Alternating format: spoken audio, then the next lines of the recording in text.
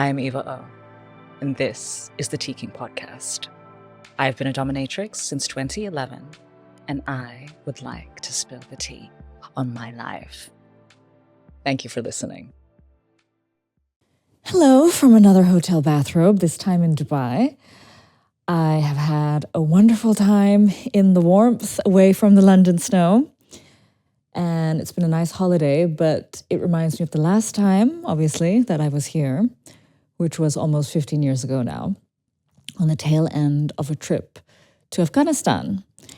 And it kind of inspires me to think to share with you a little bit more about my life pre-domination.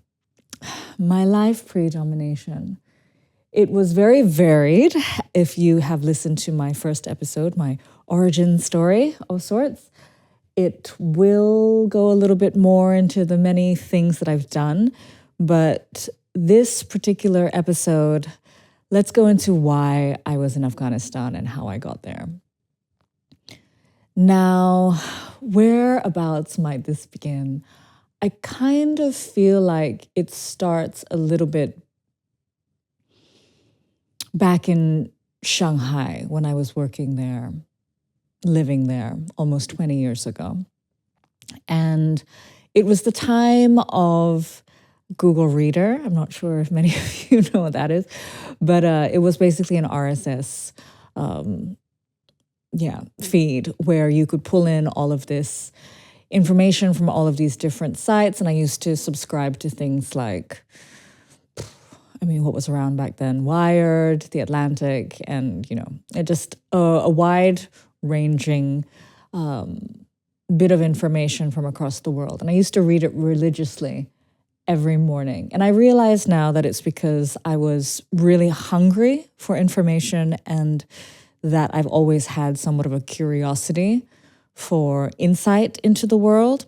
And as I was so young, I really didn't have that much. And so I was hunting for it in the ways of these articles, these journals, these news resources. But that is what led me to being a little bit knowledgeable about some things, tech, art, culture. And that led me to writing for, or being picked up to write for travel guides in Shanghai, and then sort of culture innovation journals that were based in Europe, but they wanted to know more about China. And I think that's when my curiosity was starting to formalize into something that could feed me, into a job of sorts, me starting to figure out how to navigate the world according to my interests. But how does that link to me ending up in Afghanistan? So I think that in general, the common thread here that also leads me to being able to be in the position of this dominatrix that you signed up for to listen to on this podcast is probably a constant questioning of what is and what could be and why things are the way that they are. I think that I'm able to have chosen something that's a little bit more challenging in terms of a sector, an industry sector, a job, something that's not so average, because I have not felt the fear of the unknown. And I think that comes with good and bad things, or dangerous and less dangerous things. But I digress a little bit. Let's get back to me in Dubai 15 years ago after Afghanistan. I don't think that I have such a huge reaction to places, but that particular trip was really something that still stays with me because of how different it felt and also the shock of coming from that world into what is Dubai even back then. So if you haven't been to Dubai, it is a world of glass, of man-made structures out of sand. It is what you could imagine a digital space come alive, is kind of what it says to me. And I guess that was quite a shock because of how barren Afghanistan was.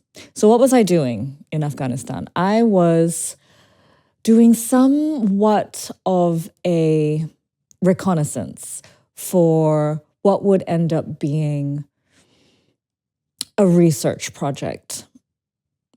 And some NDAs keep me away from being very specific. But essentially, I was helping to set up a bit of a trip where things of interest could be looked into so that they could potentially uncover some insights for a financial inclusion research project down the line. And how this all sort of came about was, if you remember those culture journals that I was writing for, I think that experience combined with my time with the UN, which is another story, I guess, combined with the fact that I was linked to a friend who had faith in me. They hired me for this research project in Southeast Asia. And I guess I was of interest to some of the leaders on that project. And they then invited me to do this trip project in Afghanistan. And I think that did the reality of that trip ever really sink in? Has it ever really sunk in? I think that I'm still very naive to a lot of things that were happening, but I'll try to give you a sense of where my head was at and just give you a greater picture of who I am, I guess, which is kind of the point of this podcast, right? So who am I? So 15 years ago, after this stint at the UN, after writing for these journals, after this research in Southeast Asia, the project lead asks me whether this trip to Afghanistan would be of interest. And some of the details are hazy, but the most clear initial detail that I remember was when I had to organize a visa. And I was still working in the UN at the time. I think it was the tail end of my contract. And that was in a country maybe I will not name. But the Afghanistan, I guess, I don't know, it was basically I want to say embassy, but it was so much a tiny space that I don't know whether to call it that. But essentially, it was downtown, and I had to go up into this building, and I pressed the button, and I went up to whichever floor that it was, and down a hallway. And it was just this little placard next to a door, like any other office. And I think it was something like the Embassy of Afghanistan, and or even maybe the visa office. But I think from memory, everything was consolidated. And I go to open the door. I don't knock because I assume that it's a public office. And I open the door, and there's this man sitting behind a desk with like a kind of like a reception desk. And he immediately sort of startled and like jumps and is obviously very surprised to see anybody walk through that door. And I walk in and I say, so I would like to get a visa to go to Kabul, to Afghanistan. And he said, oh, what for? I said, oh, it would be just like a casual trip because it wasn't like a formalized work thing just yet. And he said, okay, but that'll probably just take about 2 weeks and it's this much, but I need you to write something. And I said, write what? And he said, I need you to write a letter saying about why you're going and that your life is your responsibility. And I don't think I've ever had to write anything like that before, even if I do see my life as my responsibility. But even at that point, I guess the reality of the situation didn't really hit me, the naivety, the ignorance. And so he gives me this A4 sheet of paper and I kind of prop it up on this high reception desk and I write the reasons of why I'm going and when I'm going and my name and the fact that my life is in my own hands and that I understand that that is my responsibility and mine only. And I think I get it photocopied. I have to like keep a copy. He takes the original and puts everything together. And it's fairly seamless. I think just within 2 weeks, I get my passport back and there's a visa in it. And now I realize that that's probably why I've had some trouble getting into some countries sometimes. But but that passport has moved on now. And so I don't have those issues anymore. But anyway, but yeah, so I get my passport back and I start to plan the logistics of who we're going to see when we're on the ground and what that trip's going to look like. And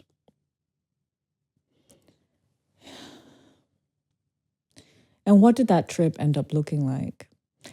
I mean, we dropped into Dubai in order to fly there first. And I think that from the moment that I got on the ground, I understood that there was a sense of the foreign that I hadn't yet experienced. I've had the privilege of being able to grow up amongst many, many environments, for better or worse, to be in many different cultures, amongst different languages, different religious bulks of the population, including Muslim countries. And so I had a fluidity that I was able to navigate since I was very small. I was very comfortable wherever I went, whether that was smart to be or not. And however, when I landed, there was something about the barren nature of Kabul, even at the airport, that was such a difference. And this repeated itself again and again and again. It was this torn space, a space that had been ripped off of its structures, and the people within it experiencing a limit on their lives. When I went, I'm not sure how it's changed now, but when I went, the life expectancy was 42, 43. And at the time, I was maybe in my early 20s. I was halfway through their potential life. Whereas perhaps some of us in countries so lucky see that as a beginning. And you could see that on people's faces. You could see the age. And you could see the depths of the stories that they had to live. You also had to be followed by a bodyguard and an armored car everywhere. And I hadn't yet experienced that to that extent. And it's pretty amazing, even now, for me to think back to so long ago now and to realize how much of that naivety still lives in me and how much, I want to say, a danger that is. Like all of my episodes, I'm not exactly sure where we're going to end up with what I share. I have like a general idea of what I would like to share about. And I guess when I first started this episode, I thought, well, I'm in Dubai. What does this remind me of? It reminds me of this time when I was last here and how I felt almost a disgust for all of this built up nature, or not even nature, this built up space that was so ostentatious, and my deep disgust that I felt for it after coming from the barrenness that was Kabul, and for that being such a strong feeling. And that's kind of what inspired me to sit down and to tell a story. But now I'm wondering whether maybe this is about, because when I think about the fact that I did that, it almost feels stupid. It feels like an ignorant little girl who is intrigued by the leadership of someone else, fair enough, and also by the unknown. But at this point in time, I hadn't done any training to be in that kind of environment. I hadn't done any hostage training. I hadn't had any awareness of how to navigate that,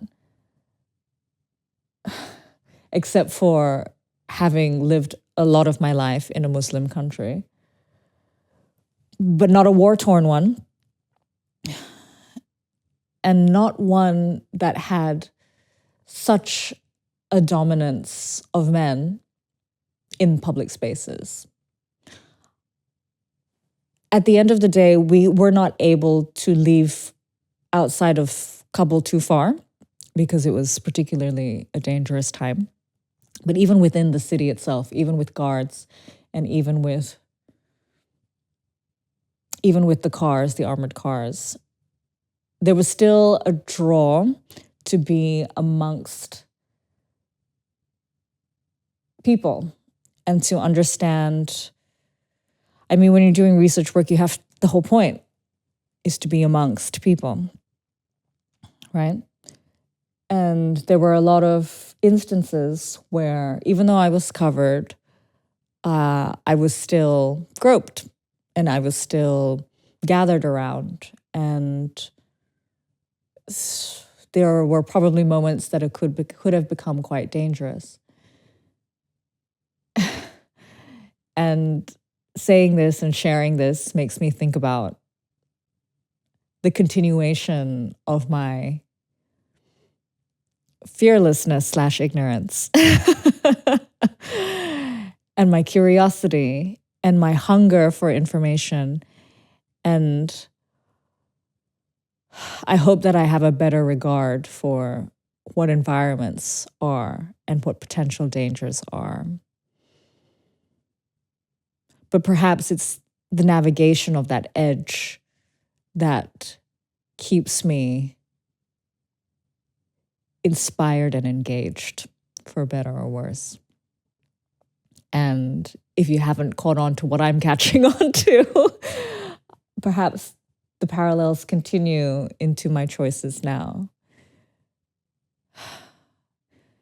You know, the job of a dominatrix is thrilling for the content in itself, for the engagement that you can have with submissives, with yourself, the things that session reveals in your own psychology to you if you're watching. It's an infinitely interesting and intriguing space.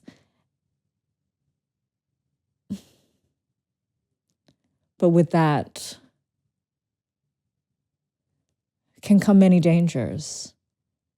And with that, perhaps needs to come a respect. Have I learned it? I think I have a little bit more so. But there's just so much going on in my mind all the time that I wonder whether I've done it enough. Because even though this job is so beautifully engaging, when you push into these spaces into yourself and others, I mean, how ready are we to go there? You can really break the edge of yourself and somebody the way that I like to play. And I guess that's the way that I like to live, perhaps. Oh, I like to think of myself as a cautious person, but maybe I'm realizing that that is really not the case. But yeah. Did I tell you much about Afghanistan at all? Or did I tell you just more about me and the contents of my mind? Perhaps I need to be more pointed about my stories next time.